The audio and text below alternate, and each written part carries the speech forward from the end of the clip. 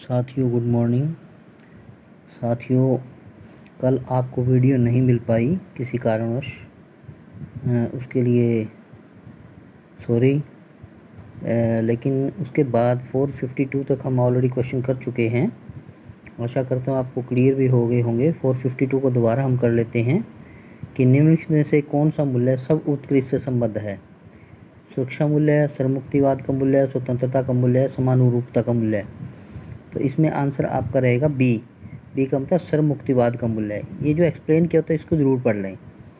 सर्वमुक्तिवाद मूल्य सब उत्कृष्ट से संबद्ध है और सब उत्कृष्ट का मूल्य एक व्यक्ति विशेषता है जिसमें व्यक्तिगत सीमाओं का विस्तार शामिल है, जिसमें संभावित रूप से आध्यात्मिक विचारों का अनुभव करना शामिल है, जैसे कि स्वयं को ब्रह्मांड का एक अभिन्न मानना। आपको समझ में आ गया होगा। इसके बाद नेक्स्ट क्वेश्चन करते हैं 453।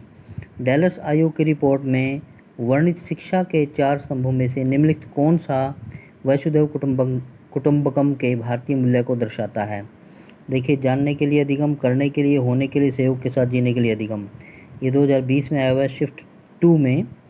इसका आंसर रहेगा डी क्या है, सहयोग के साथ जीने के लिए अधिगम। क्वेश्चन क्या था, डेलर्स आयोग की रिपोर्ट में वर्णित शिक्षा के 4 स्तंभों में से निम्नलिखित में कौन सा वसुधैव कुटुंबकम के भारतीय मूल्य को दर्शाता है। ऐसा ही क्वेश्चन घुमा फिरा कर ये दे देते हैं कि शिक्षा के जो 4 स्तंभ ये हैं ये कौन सी रिपोर्ट की, किसकी रिपोर्ट में कहे गए हैं। 4 आयोग की रिपोर्ट लिख देंगे तो ये डेलर्स आयोग की रिपोर्ट, ऐसा क्वेश्चन भी बन सकता है। ध्यान रखिए साथियों, क्वेश्चन में से क्वेश्चन निकालते हैं। पुराने क्वेश्चन जो होते हैं उनको ध्यान से पढ़ें, उनमें क्वेश्चन में से क्वेश्चन बना के देखें, उन्हीं में से क्वेश्चन आते हैं। कोई नया इतना रिपीट जो क्वेश्चन जो है इतना वो नहीं होता, उन्हीं में से आ जाते हैं।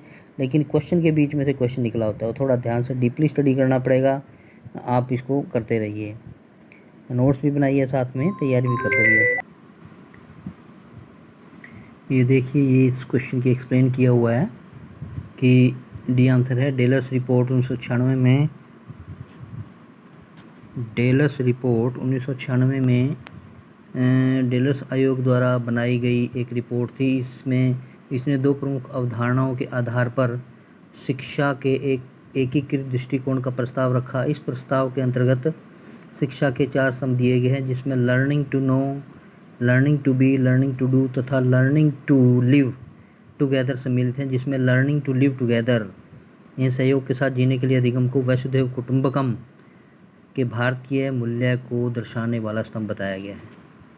ठीक है साथियों, ये था हमारा क्वेश्चन नंबर 453। फिर हम आगे बढ़ते हैं। टीचिंग एप्टीट्यूड की सीरीज हमारी चल रही है। 454 नंबर क्वेश्चन है। जल्दी आपकी कल तक आई थिंक सीरीज़ ख़त्म हो जाएगी। आशा करता हो सकता आज ही ख़त्म करवा दूं, बहुत ज़्यादा नहीं रह गए क्वेश्चन इस सीरीज़ के। उपनिषद परंपरा से संबंधित नीचे 2 कथन दिए गए हैं। कथन 1, कथन 2। देखिए, पराविधा का अभिप्राय वह ज्ञान है जो मनुष्य के अनुभव से परे है, और कथन 2 है अपराविधा का अभिप्राय उस ज्ञान से है जो मनुष्य के अनुभव पर आधारित है। उपयुक्त कथनों के आलोक में निम्नलिखित विकल्पों में से सही उत्तर चुनें। तो देखिए, ए बी सी डी, ये आपको पता ही है। ए में क्या होता है, 2 में, बी में क्या है, 1 और 2 दोनों गलत है। सी में क्या है, सत्य 2 गलत है, 1 असत्य किंतु 2 सही है। तो इसका आंसर रहेगा आपका ए। कथन 1 और 2 दोनों सही हैं। देखिए, कथन 1 है पराविधा का अभिप्राय वह ज्ञान है जो मनुष्य के अनुभव से परे है, और कथन 2 है अपराविधा का अभिप्राय उस ज्ञान से है जो मनुष्य के अनुभव पर आधारित है। ठीक है जी, ये 2020 में आया हुआ क्वेश्चन है। अच्छा क्वेश्चन है इसका भी। इसके बाद 455 नंबर क्वेश्चन लेते हैं नेक्स्ट वीडियो में। थैंक यू ऑल, बने रहिए और आप इस वीडियो के साथ ही अपना जो है साथ में नोट्स भी बनाते रहिए। आशा करता हूँ कि आप इसकी तैयारी कर रहे होंगे। Thank you all once again.